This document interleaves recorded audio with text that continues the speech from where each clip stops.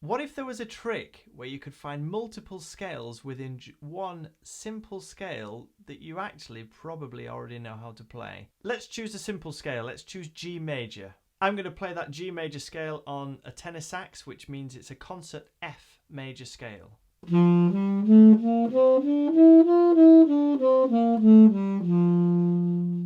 A pretty recognizable sound. Now, instead of playing that scale starting on a G, we're going to start it on an E, which is the 6th note of that G major scale.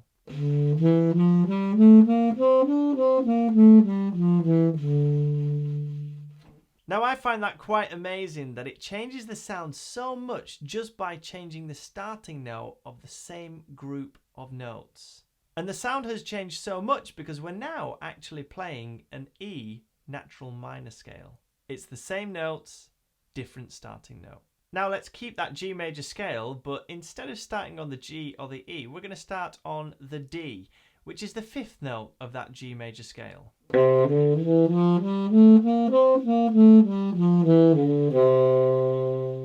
Again, it changes the sound so much just by changing the starting note of that same group of notes. In this instance, we're actually playing the D dominant 7th scale.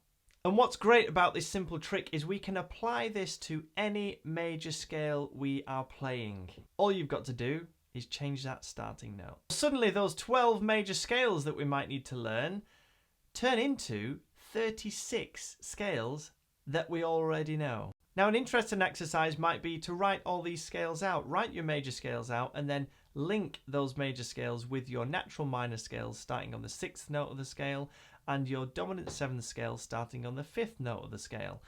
If you didn't have the time to do that, or you don't really fancy doing that, then I've done it for you.